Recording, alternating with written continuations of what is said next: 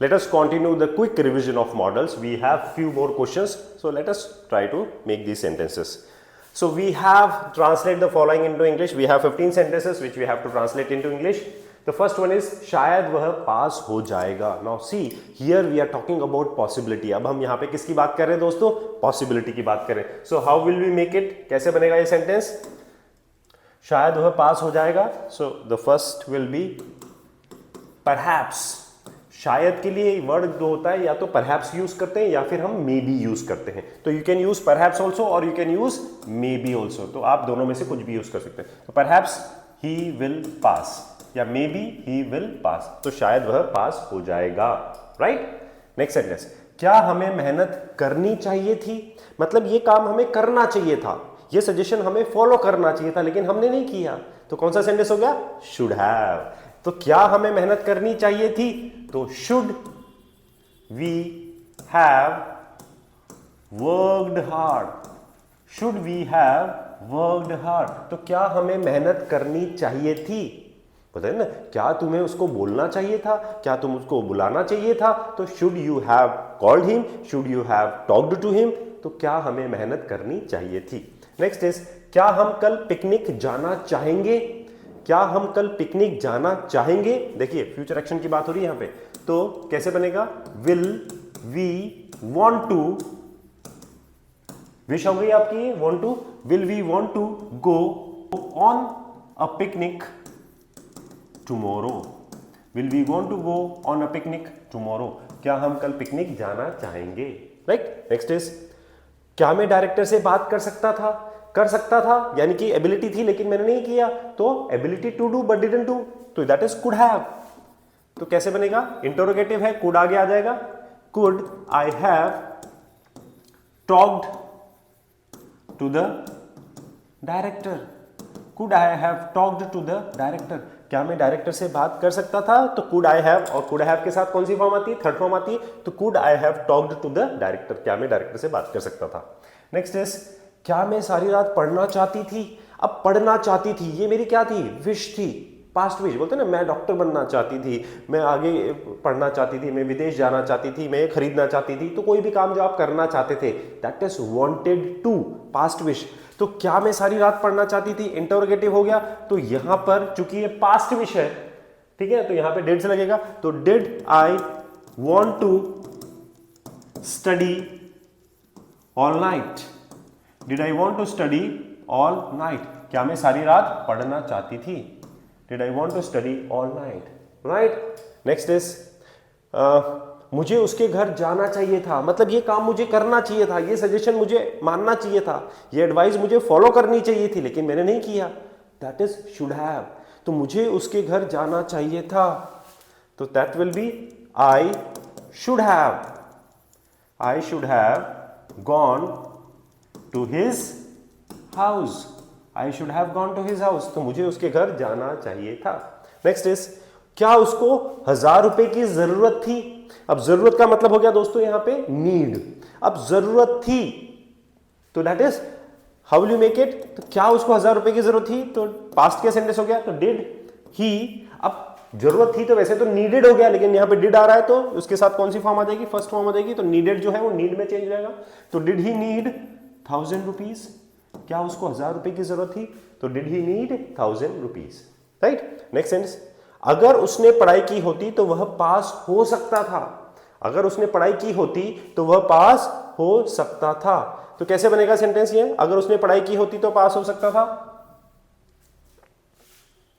Conditional sentence हो गया ये आपका.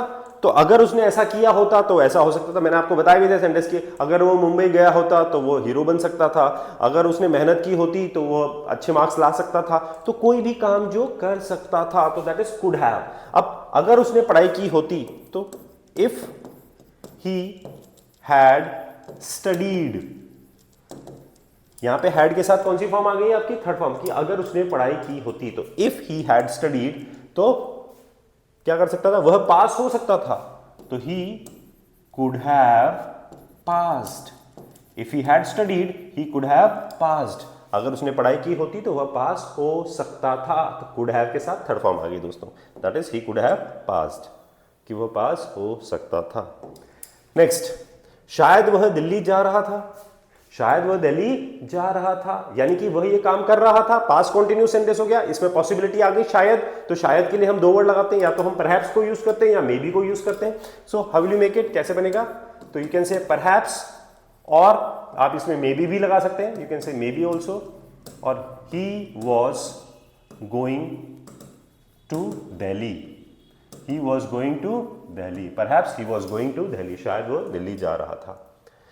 वह मेरे घर नहीं आया करता था, अब करता था, देखिए ये हो गया आपका पास्ट रूटीन एक्शन कि वो ऐसा किया करता था। तो वह मेरे घर नहीं आया करता था, वो मुझसे बात नहीं किया करता था, मुझे परेशान नहीं किया करता था।